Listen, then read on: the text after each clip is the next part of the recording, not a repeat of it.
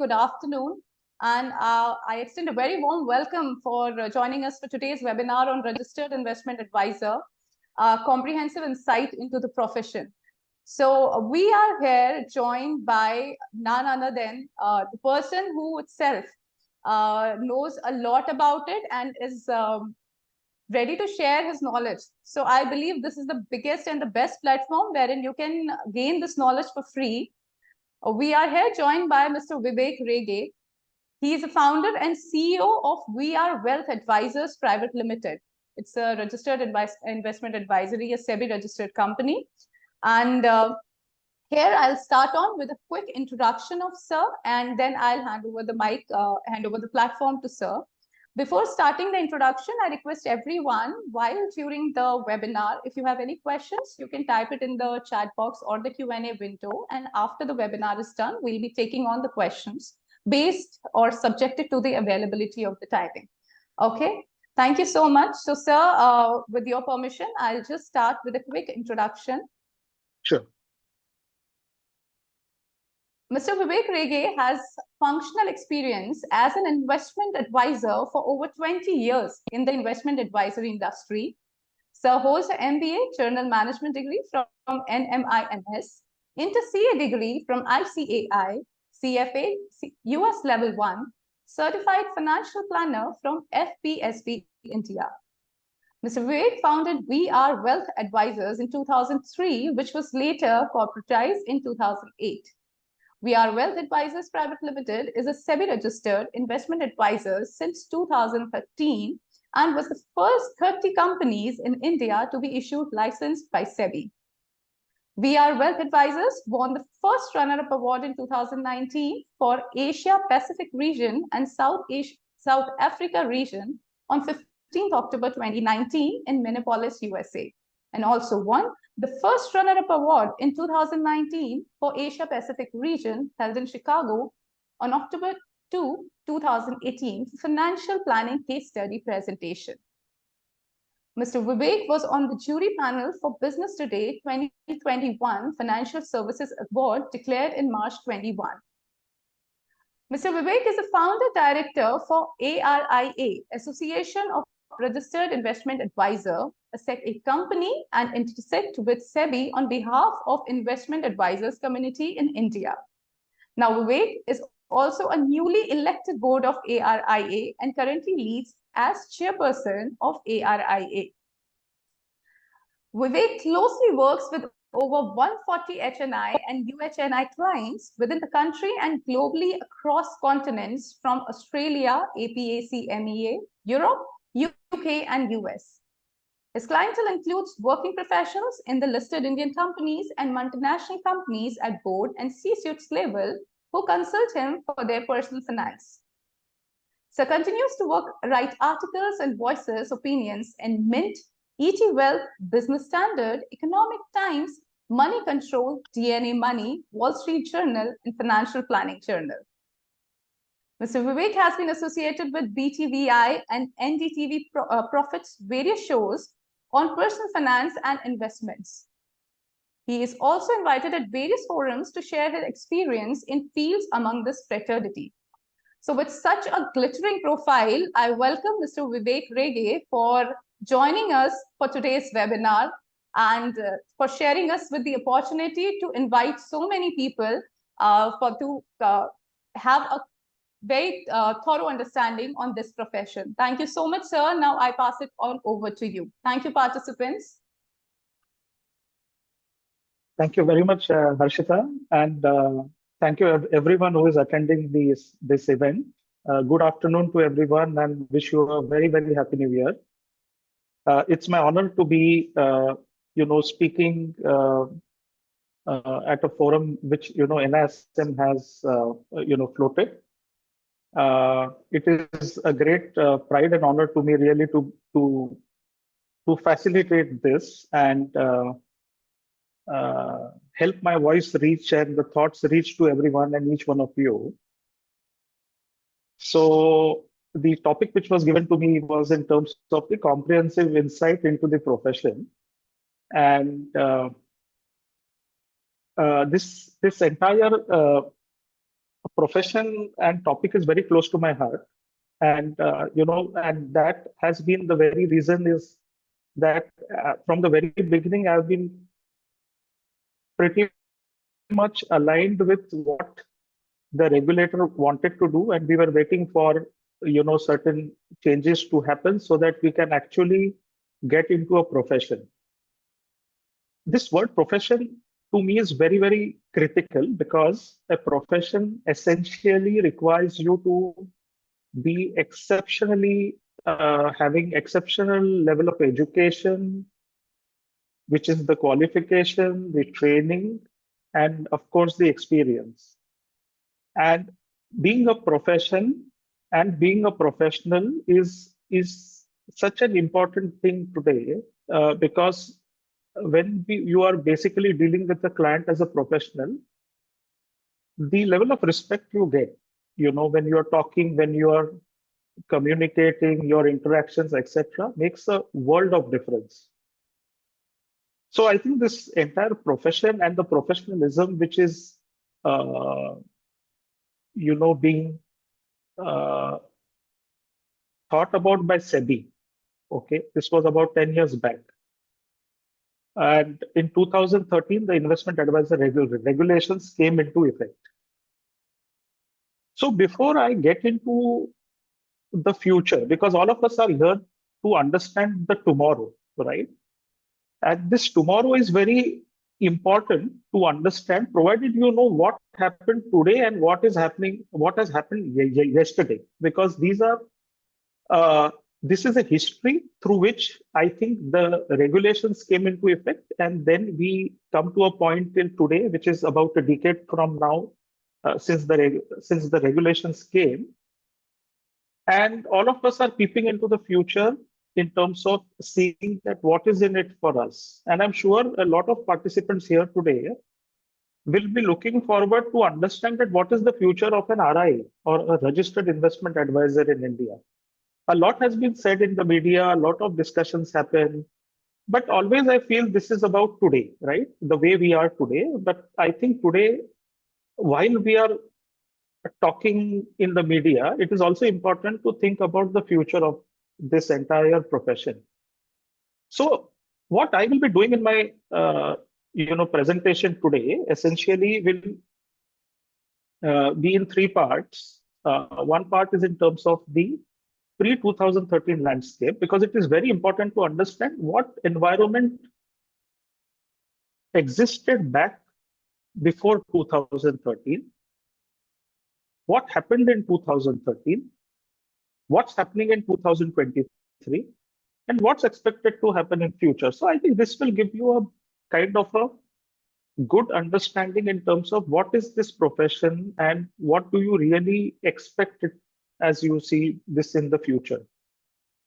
So I'll spend some time. My presentation will be for an hour now, and I will make sure that I keep it as brief as possible so that there is enough time for us to have Q&A, because in the Q&A, maybe, there are many things which we share and learn. So I think it is very important. So I will try to be as brief as possible, but very, very,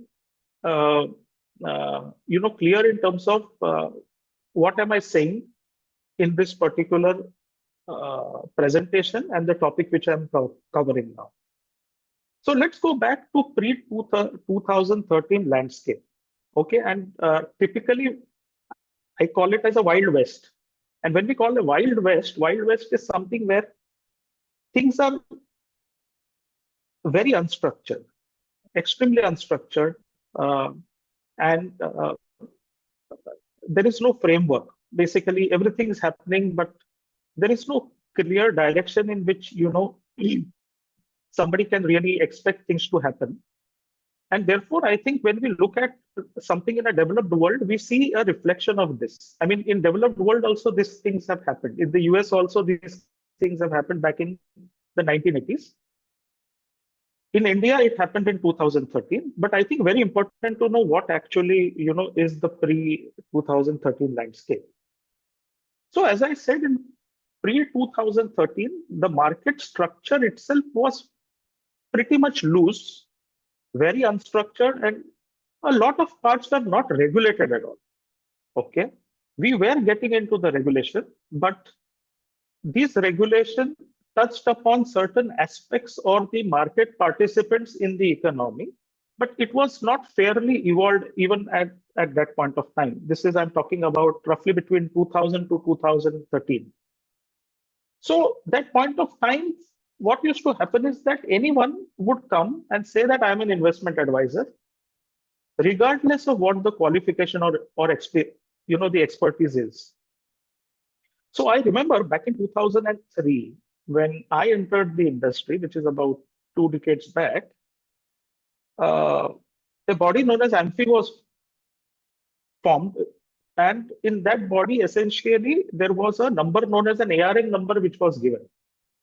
Now, why this ARN number was given? Essentially, because at that point of time, there was a need to regulate the basic distribution framework. So people who may not be educated were also distributing. So what AMFI did essentially was to have a certain set of an exam. After you clear an exam, then you at least know a certain part of the financial markets, and therefore you can at least call yourself a distributor and start your distribution practice, or maybe work somewhere. So back in 2003, this was the first time, something like this came, where there was a lot of hue and cry.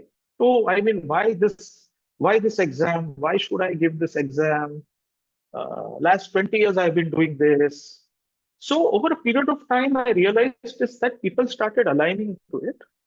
And as things got better and better going forward, you could see more and more people actually giving these exams and becoming at least qualified to advise, very, very basic advice through a distribution framework.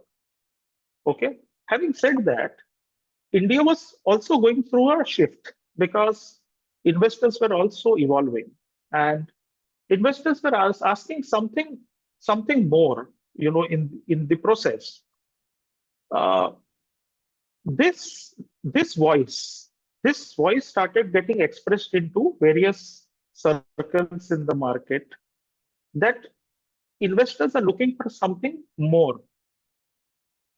But that point of time, anybody and anyone could give an investment advice, and slowly, steadily, some level of certification came into picture. Even structures were quite opaque because there was kind of lack of transparency. Investors were not knowing, how is this person making money? What is the conflict of interest? Why is he selling me? What is happening? So I think as people got evolved in the Indian system, an investor started asking.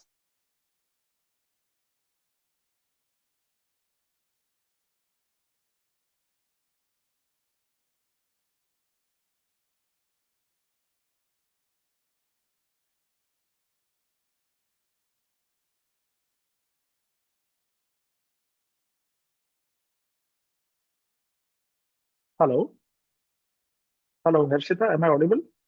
Yes, sir, you're audible. There was just a second glitch in between. The screen is not visible.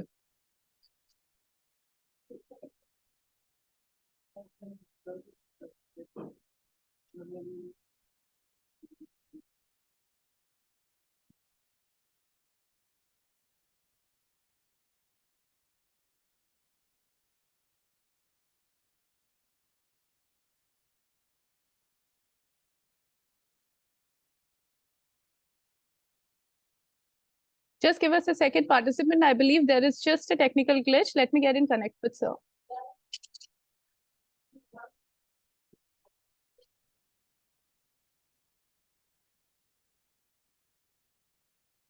Hello, am I audible now? Yes, sir, you're audible.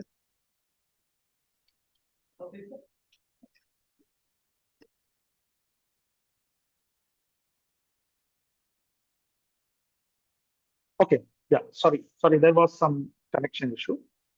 So, so I was on the part of the lack of transparency, and that was a point of time when it was very difficult for the investors to really understand, what to expect and Excuse me, sir. how is somebody making money. So I think there was always this lack So sorry to interrupt, the screen is not visible.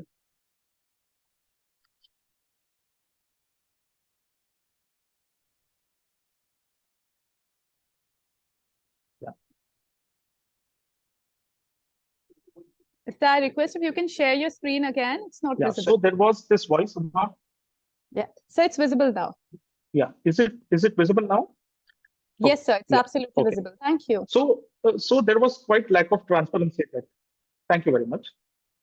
Uh, and market participants, those time before the regulations, essentially investors used to go to the banks, the mutual fund distributors, the insurance agent, postal agents, stockbrokers. So I think these set of market participants were, essentially giving advice at that point of time.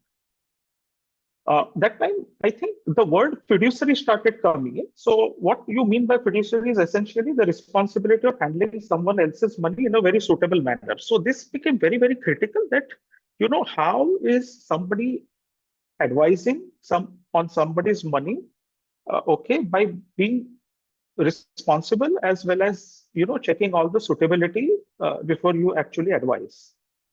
What was also important is that whether the person is really independent. Okay, and when I say independent, it has to do with something where who is influencing. So essentially, who is paying you, who is influencing you, and I think those voices also started coming out. And therefore, there was a very strong need to have something which is a fiduciary market participant, where the market participant, like an investment advisor, is being paid by the investor. Nobody else pays him or her, and therefore that meaningfulness about fiduciary and independence started, becoming more and more pronounced. I think SEBI gathered that, you know, uh, back at that point of time.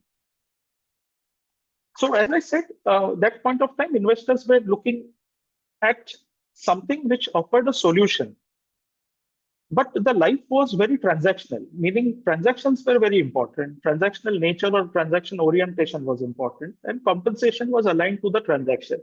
Meaning, if you do a transaction, you gain. If you don't do a transaction, you don't make any money. Secondly, the client doesn't pay you money; somebody else pays you money. I think this was something which had to be shifted. So the transaction orientation got shifted to solution orientation. And because it was solution orientation, the second thing also shifted that let the client pay the advisor rather than somebody else paying the advisor. So it became very, very critical that a solution orientation came into the markets. And you also required people who could understand the sophistication on products because the sophistication on the financial services industry also started going up. So a clarity was expected, expertise was expected, and someone who genuinely cared for the financial well-being. So the advisors who acted as fiduciaries, prioritizing their goals, offering transparency and ethical guidance became extremely important. And that is the time when SEBI entered into the arena, and they started understanding that okay, this is the time when we need to bring in the regulation and taming the Wild West with the regulations so that the investors who are looking in for a solution and not a transaction starts going to the right intermediary. That was the point the investment advisor regulations 2013 came into picture. So on April 21, 2013, this actually came into effect. It started basically with the investor protection as the need because that was very important because investors were definitely asking for something more than what they were getting. And therefore, there was a licensing framework which was put in place. And the RIs, which is the registered investment advisors, were required to complete certain qualifications, experience, and also maintain ethical standards. While I'm saying this, investor protection part is very critical because when we talk about stakeholders in a marketplace,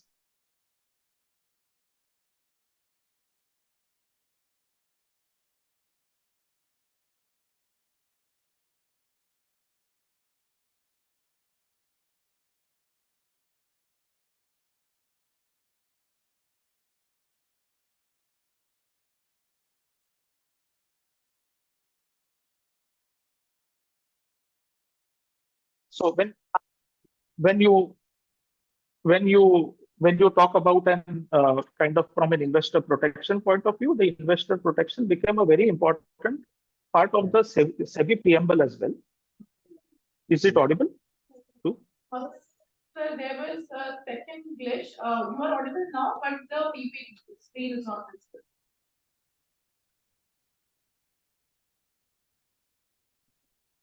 Yes, it is Yeah. visible. Is it audible now? Yes, sir. It is Okay. audible and visible. Video is just breaking in between. Okay. So the regulations essentially aimed at safeguarding investors and through that investor protection for ensuring the competence and the ethical conduct of the RIS. So therefore, when you raise bar, you require qualification, you require continuous professional education, and outline a kind of a code of conduct. This also brought in market transparency because RIs have to now disclose their fee structures. They have to remove the potential conflict of interest as much as possible. But if there are conflict of interest which cannot be removed, those have to be spelled out. And also the investment strategies and the investment advice has to be clearly spelled out through proper documentation. So this is something which comes under even the audit and the inspection part, whenever an advisor is giving an advice. So what happened in that is that certain things got specified very clearly. Okay, one is who is an investment advisor. Now this word investment advisor in the regulation when it came, only people who have a license can use the word investment advisor. So this became extremely important that this word cannot be used by anybody else.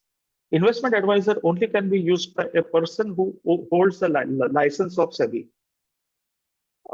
The second part of was also to understand what constitutes an investment advice. So an investment advice essentially constitutes securities or the portfolio involving securities. It involves investment products, and it also involves financial planning at a broader level. So an investment advisor through the regulation was empowered to advise a client, and that client essentially who was looking at a solution and not a transaction started getting what they actually wanted. But what SEBI said is that here is a condition. You need to qualify yourself at a certain level, which is the post-graduation. You need to certify yourself, which is the NISM 10A10B. And the third is in terms of experience, that you need a minimum experience of 5 years as a principal officer if you are going to run a firm. If you're going to work as a PAI, which is persons associated with investment advice, you need a 2 years of experience. So what happened was the bar was raised. Today, when we look back, we realize is that the people who work with an investment advisory firm are far more better in caliber, talent, their ability to understand and comprehend things are far, far superior. Definitely it comes because of education. It certainly comes because of good certification from NISM. And third is in terms of the experience, what they also get while they are working. So the people part where people supply an advice got very clear in terms of that this is the minimum required because otherwise you cannot be an investment advisor. So that just raised the bar. The other part was in terms of the capital adequacy. If you want to set up a firm as an individual, you need a 5 lakhs of net worth. If you are a body corporate, you need a 50 lakh of a net worth, which also meant that you need to be capitally adequate provision made so that your firm grows, right? So according to SEBI, they wanted the investment advisors to also have a certain level of capital. Okay, they didn't want the briefcase advisor when everything is in the briefcase, right? So they wanted to kind of raise the bar at a certain level. Code of conduct also became very, very critical of what is the conduct you should have in the marketplace. The letter of engagement, what you engage with the client, fee letter to be given to him, rights and obligations, of the advisor, rights and obligations of the client. I think a lot of things became very clear of what a regulator was expecting. I can tell you for myself is that in the last 10 years, I think we have learned a lot in terms of the regulations, and it helped us to get only better, because initially it becomes a little, difficult when we start working towards getting into being regulated. But I think once we get used to that, it becomes a new normal. And therefore, at various points of time, whenever I look back, I always feel that I think the regulations did help us to move from the one orbit to the other. Otherwise, I don't think anybody would on their own move. So I think those things help. The maintenance of records, I think that itself has been a journey. And now we feel when we look back is that I think this is what is professionalism all about. Kind of how do you maintain, how do you conduct yourself? How do you ensure you and your people have certain qualifications, certification, experience, training, and you have to compete in the marketplace because investors are also well evolved. They are asking you many things, and you're expected to be kind of refreshing yourself and upgrading yourself at various points of time. It also brought into something where risk profiling became important, suitability became important, and disclosures were made. And risk profiling becomes a very, very important part of the overall investment advice. Because in an investment advice, you cannot give an investment advice looking at the person, correct? You will have to understand the financial DNA of that particular person.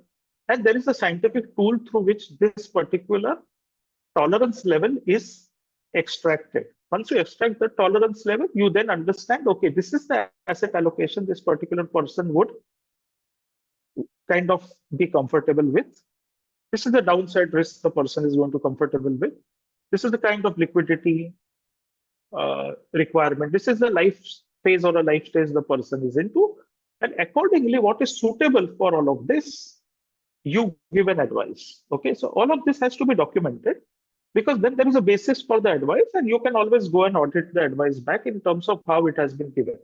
And of course, whatever the disclosures have to be made from time to time. So as we move forward, on this. So just a minute, I'll just.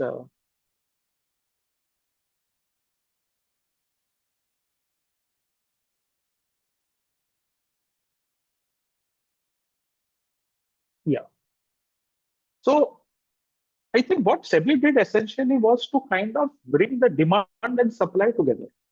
There was a huge investor demand, but the supply was missing. So in 2013, pre-2013, the supply was missing. And SEBI had to step in to bring a regulation, and therefore, based on the regulation, the supply was created.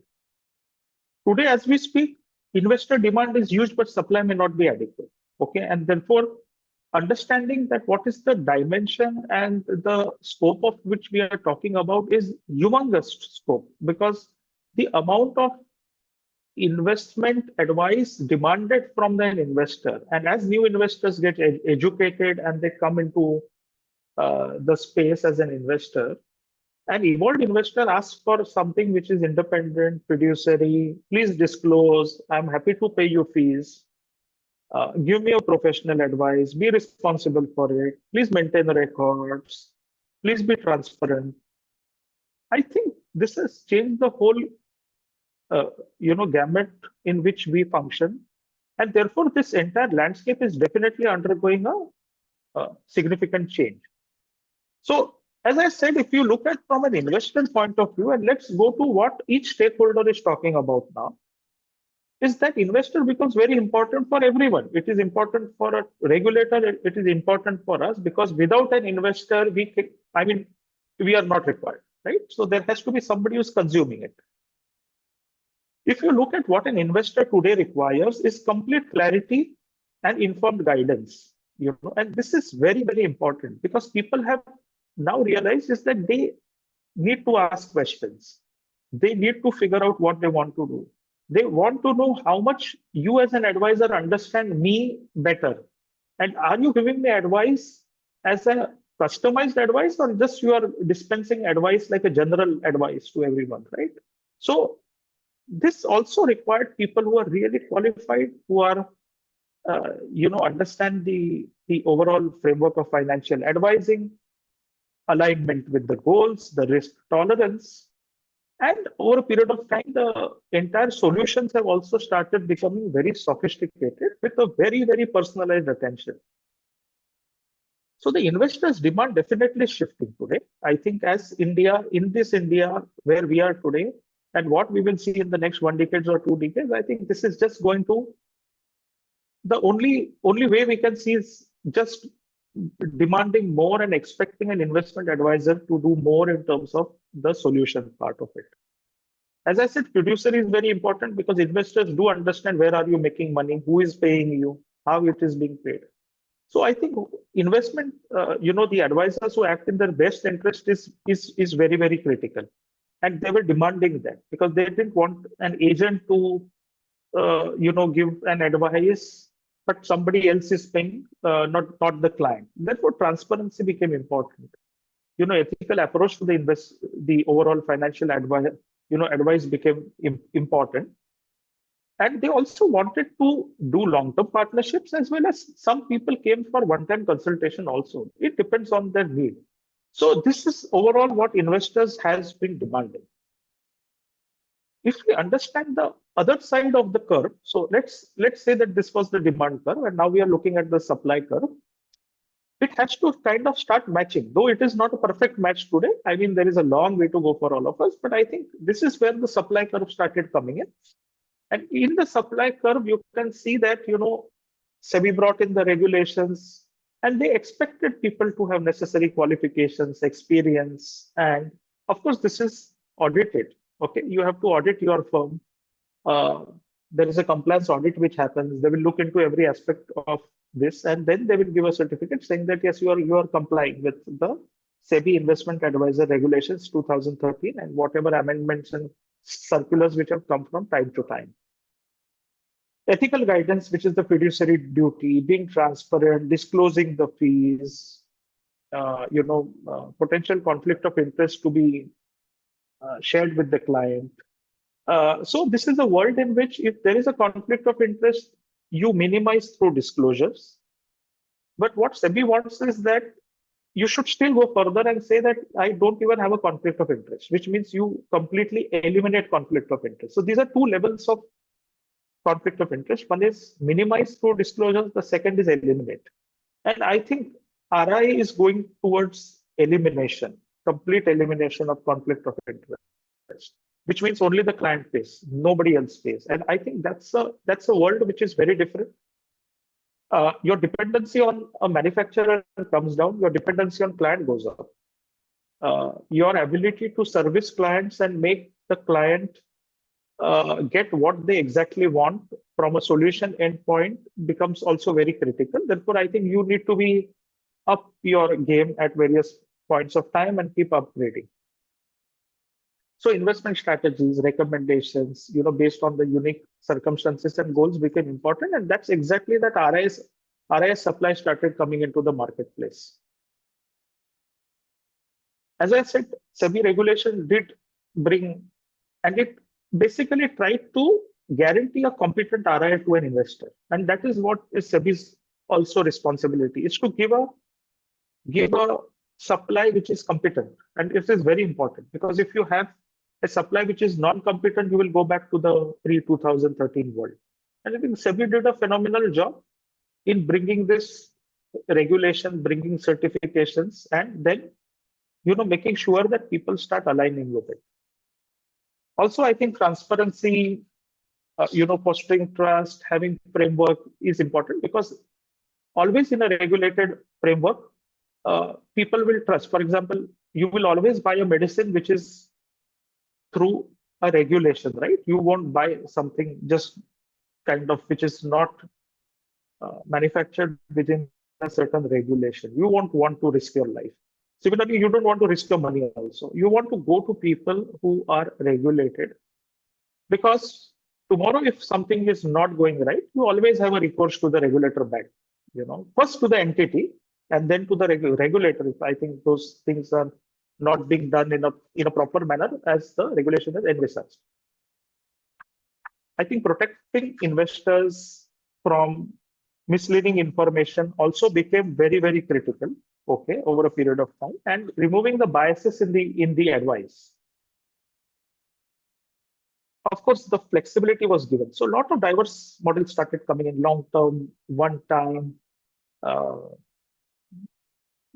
hybrid, which means human and tech, fintech, which is only tech. A lot of models have started coming in, and but the core is very simple: is that everybody has to align with the same framework, and I think that gave choice to different types of investors, in the process.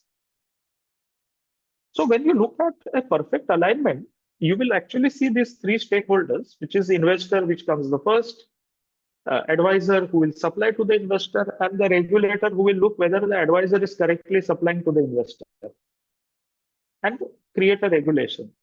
So when you look at this particular uh, screen, you will realize is that there is one common part between the three, where an investor, advisor, and regulation comes together, which is a small green in between. And that's a part where there is alignment. Okay, alignment means fairness. Fairness from an investor point of view, fairness from an advisor point of view, and fairness from a regulator point of view as well. If you move to any of the sides, then it becomes a lopsided. Meaning, if you move towards investor, then it becomes only pro-investor. Advisor becomes secondary, and then advisors may not be able to sustain in the industry because that is kind of misaligned. If the regulation is brought down to please an advisor, the investor suffers in the process because you are actually bringing down the quality of what was maintained. If you move towards an advisor only, then again, the regulator and the investor both kind of suffer because that was the whole objective. Why this regulation came was to kind of bring this together in harmony, right?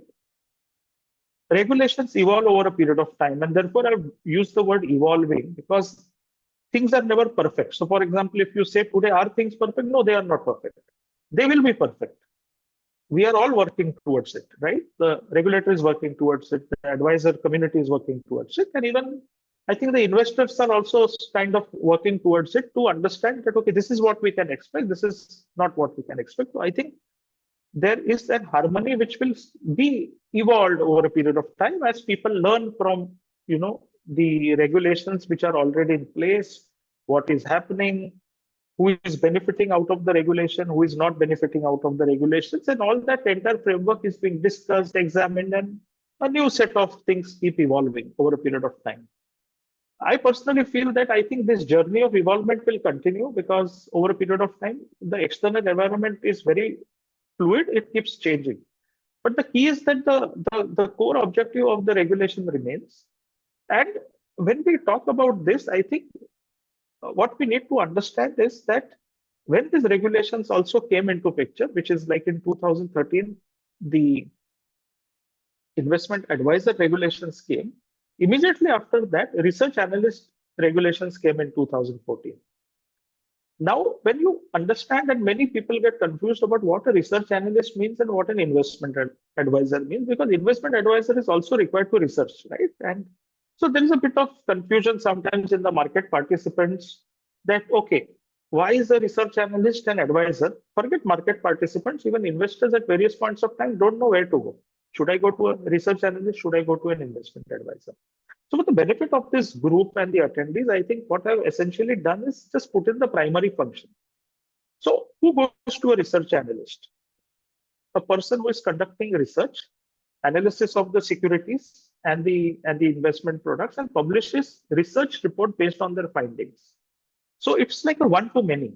I make something, I share it with the world, okay, and that makes me a research analyst. I'm paid for whatever my subscription fees, etc. are, but I'm sharing it with the world. Okay, I've not gone and see who is consuming it, when they are consuming it, what part they have consumed, what part they have left. As a research analyst, I'm not too much obligated to do that. In fact, not too much is maybe a wrong word. I'm not at all obligated to do that, right?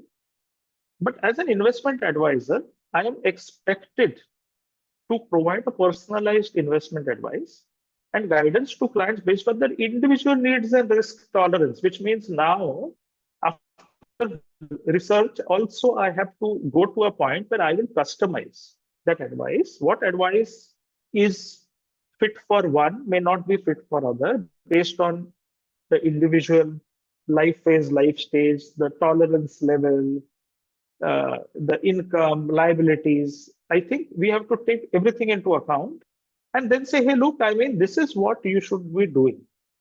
Okay. Now, that might be a medicine for this client. For the other client, it could be something else because the issues could be very different. Uh, and therefore, I think investment advisor gets into more personalized set of advice, whereas the research analyst gets into like a product being researched and then he will communicate to the world. So if you understand who is the hero here, for a research analyst, the hero is the stock, the hero is the security, the hero is the investment product. For an investment advisor, the hero shifts. The hero is now the client and only client, right? Because there cannot be any other hero for an investment advisor. And therefore, because the hero is changing, the conversations change, the way you approach, the way you solve their problems undergo a change, right? Because it is not a one-to-many, it is one-to-one.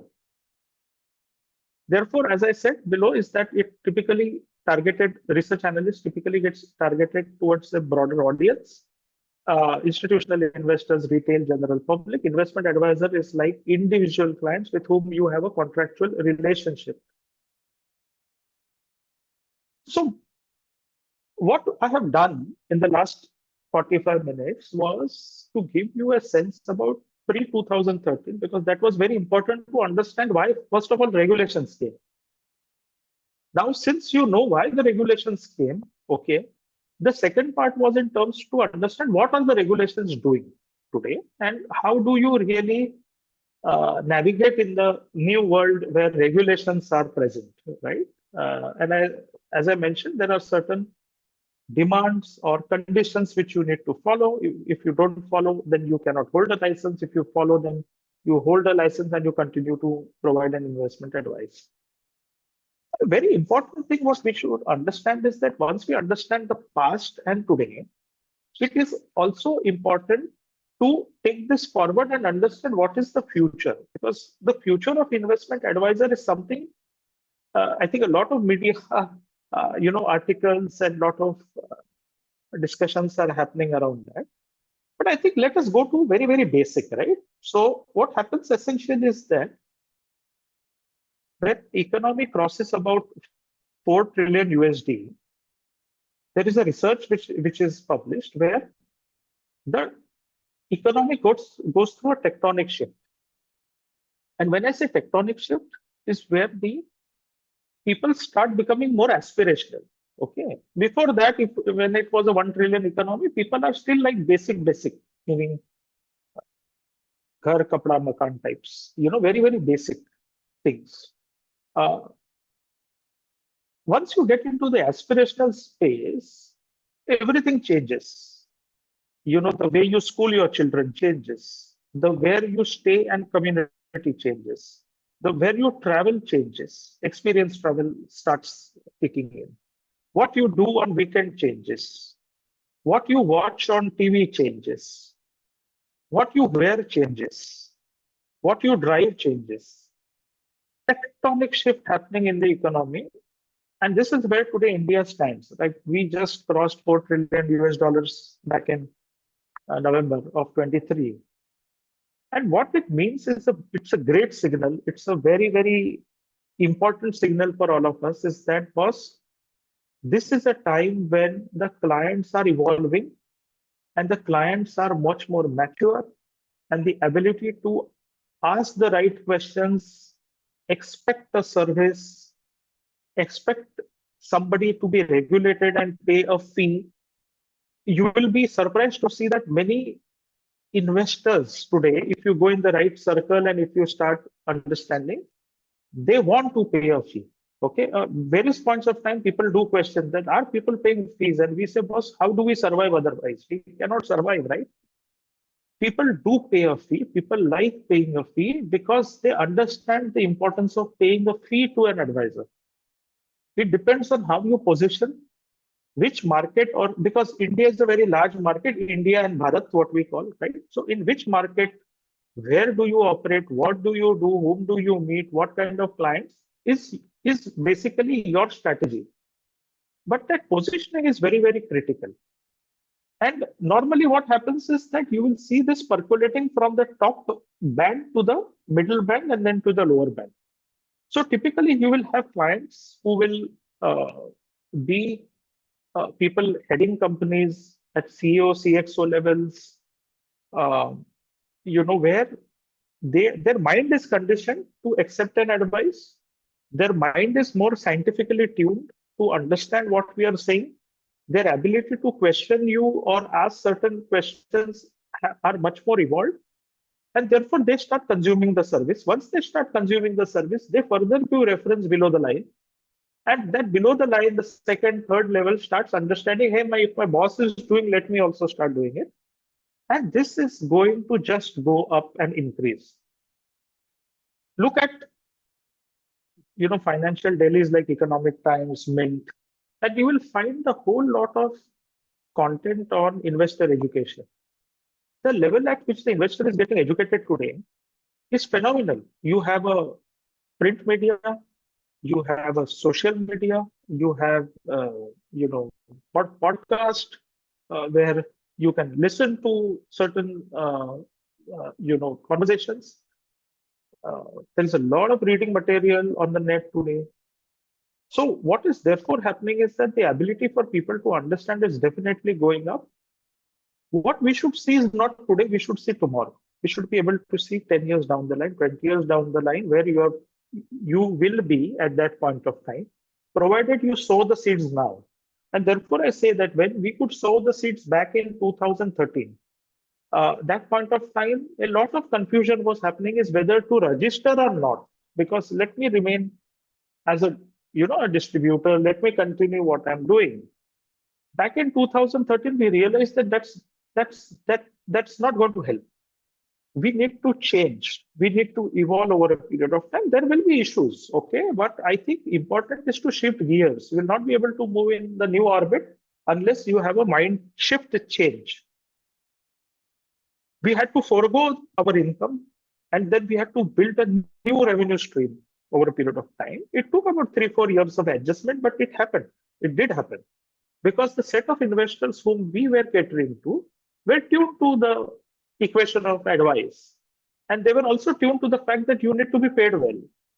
And they are also happy paying a fee. So I think if you are getting that kind of combination, then you are in the right space at the right time. The time will only improve going forward, right? As I said, regulations are also evolving because advisors are giving a feedback, public is giving a feedback. Regulators come with a consultative process. So lately you have seen SEBI coming with a lot of consultation papers, essentially to take a public view, make up their mind, understand what is the fair regulation to have, and then change the regulation over a period of time. So I think, as I said, it's an evolving process, but people expect it today or yesterday the regulations had to be changed. It cannot happen like that because it takes time for a regulator to also make up a mind in terms of which way we should head and what we should accept and not accept. So I think it's a consultative process. Many RI firms are also establishing. So to cater the supply, okay, today, if you understand, there is a minimal kind of competition. And what you call is that this as a blue ocean strategy. Very few RIs. Today, there is no competition between RIs. Okay, in fact, we are helping each other. In ARIA, we help each other, to grow. Actually, we want them to grow. I think we have never seen this type of a culture, okay, where we felt that, it's kind of very harsh competition or we shouldn't kind of pitch in. Therefore, ARIA as a body, we essentially make sure that a lot of things are being shared. And this sharing itself, because a lot of people are going through a lot of new experiences when they start getting regulated. And it is normal, right? It is very normal. We have all gone through it. Initially, there is a fear. Then, when you understand that there are 100 people with me, your fear starts coming down. And then, when you understand that this is how I will be regulated and this is how I need to do, I think the know-how started building up. And I think that power of know-how is where, ARIA comes into picture. Okay. Even at ARIA level, we are talking with SEBI at various points of time. They are, I mean, always in a consultative process to kind of hear us. And that is making our life easy also because we are actually seeing a regulator listening to us, understanding, asking the right questions, and also asking us to give data because everything has to be data backed. So, but it is helping. I think there is a needle which is moving towards the right side. We are very hopeful. Today, nothing like today, because today you will see minimal competition. More RI firms can establish themselves, and you can be very much profitable today. With that comes experience, talent also, because future leaders are in the making. Leadership pipeline is getting built up, okay, across firms. So today, the people who are working as PAIs will be principal officers tomorrow. Okay, tomorrow they may own a firm also, correct? Depending on the entrepreneurial capacity. If they even don't want to own a firm, they can still work at very senior levels in the investment advisory space. So I think the talent and the overall experience, what is required, is actually going to only help and excel better for all of us going forward. And very important, the fresh talent, because freshers entering an industry is very, very critical because freshers need to first understand what an RI is. They have to understand the power of giving an advice, the power of a fiduciary, power of being independent, and then entering into the field, having some patience. It takes time. Any good thing takes time. It doesn't happen in a hurry. Have patience. Work with RI firms. There are extremely good RI firms today, within India. Seek experience, understand. At least 3 to 5 years you take to kind of get a sense about this field. What happens? What do you need to do? And your experience layer by layer starts deepening. Your experience starts becoming more richer in the process, right? And therefore, this entire fresh talent is also very, very important because I think the way I see is that there is a great career opportunity for the freshers. If we have freshers here today, uh, it's a great career opportunity. You should be able to just sense it. Okay, the next 10 years are going to be a complete tectonic shift in the way things are happening.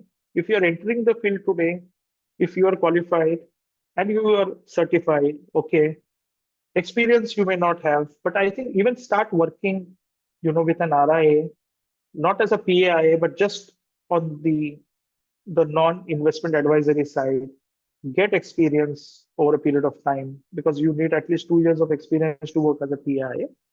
And then you kind of get absorbed into the investment advisory space. I can tell you something that when our firm also was going through this, we realized this that there were people who came with was primarily fresh talent. They get groomed.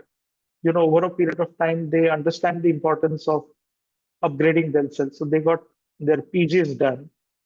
Of course, 10A, 10B certification also, helped. And they today contribute most of their time into investment advice and learning more and more new skills and upgrading them. And there is a lot of satisfaction when you look at people who are fresh talents who actually turn up to be experienced over a period of time. And slowly, the way I see is that the supply is coming. The supply will come. Okay, over a period of time, we will see more and more supply getting into it as people realize that this is something which is a blue ocean. There is a lot you can do today. You can grow in your career. You can have your aspirations fulfilled in life. And overall, have that entire fulfillment in terms of what you do as a career. So this is essentially, when I wanted to paint a picture for you in terms of, what an investment advisor uh, would mean over the next 1 or 2 decades. What happened back in 2013, how SEBI stepped in, how regulations came, what was expected, what is happening now, as we speak, uh, what are we seeing today, and what are the signals we are getting about the future. I think these are very, very key signals which I think all of us should be able to comprehend, and then maybe start working towards getting into this field. So thank you so much for this patient hearing, and apologies for some disconnects in between because of some internet issue. uh, I would like to now take a pause and open the floor for Q&A. So thank you, sir. Thank you for the wonderful presentation. There are some Q&As, and I should be asking. Sure. So, Sure. so there's a question. An RIA charge explicitly for advice. Is there any issue in the price-sensitive Indian market versus, say, as per the mutual fund distributor?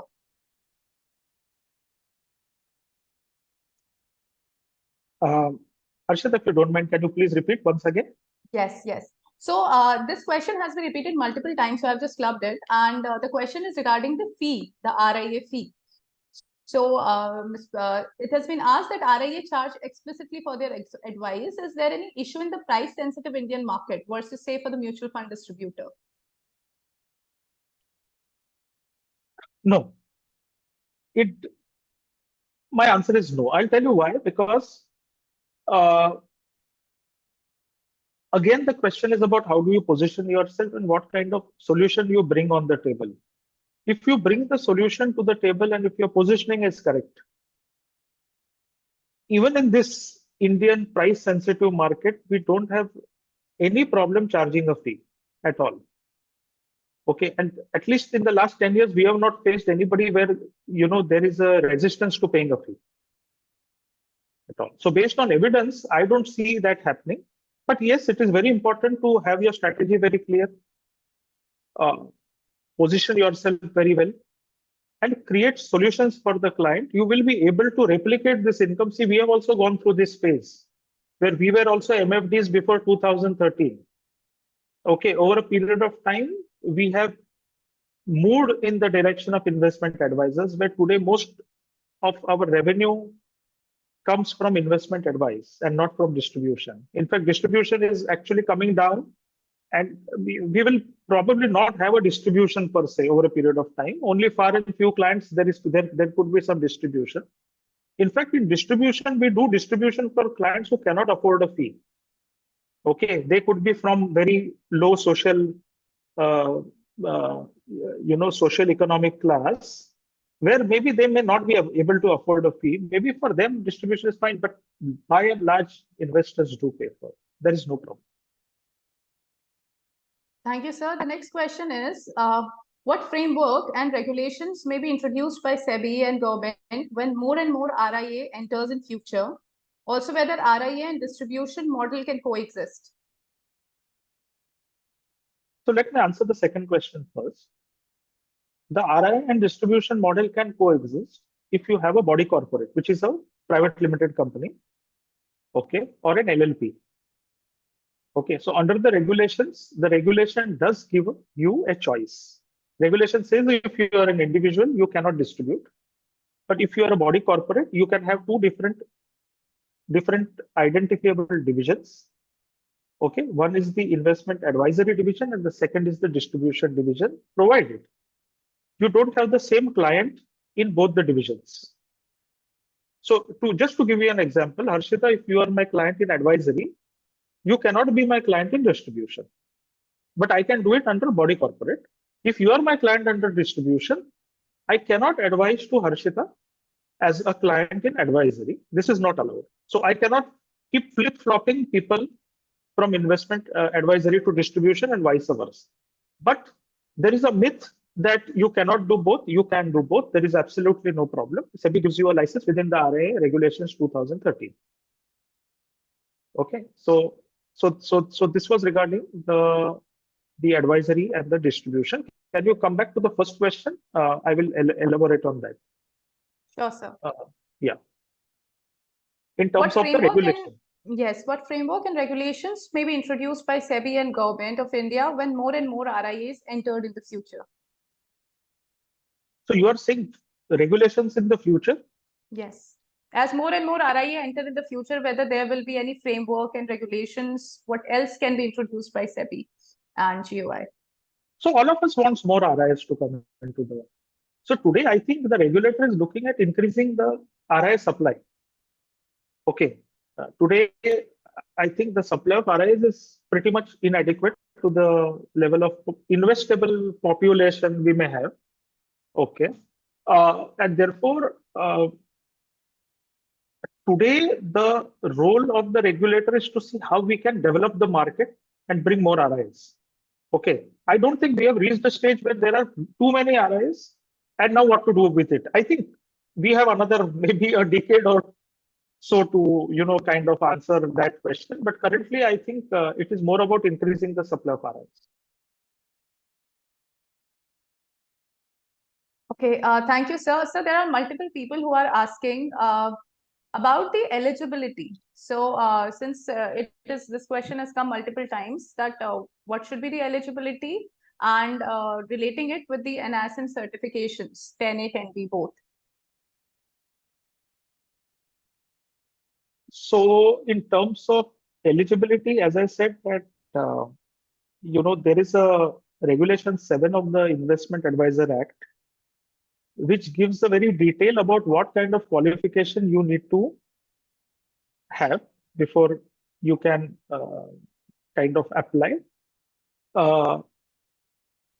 Certification, which is definitely the NISM 10A 10B.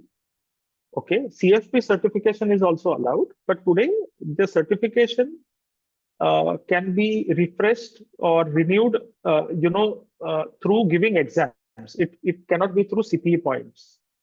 And therefore, giving exam of CFP again and again is not possible. And therefore, people prefer giving exam every 3 years for NISM 10A 10B. Okay. The third is in terms of experience. Okay. If you are coming as a PI, which is person associated with investment advice, you need to have a relevant experience. Regulation 7.1 and 7.2 of the investment advisor regulation clearly states in terms of what kind of qualification, what kind of experience is allowed.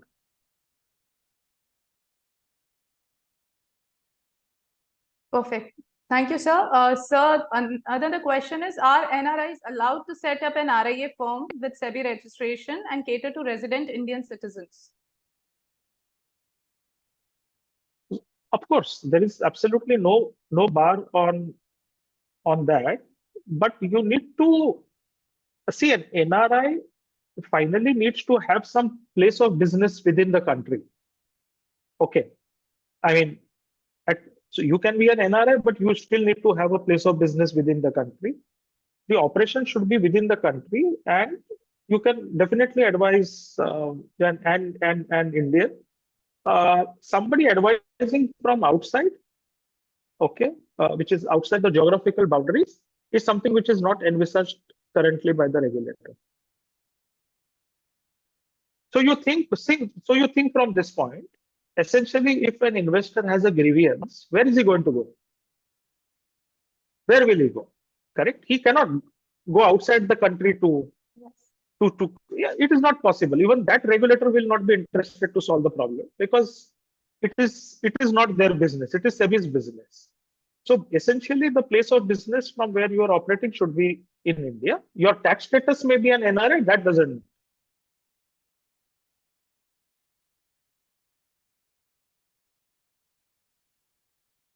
Perfect. Thank you, sir. Last question we are taking. Before that, I would like to answer one question. So many participants have been asking about the PGP program, which is offered by NISM.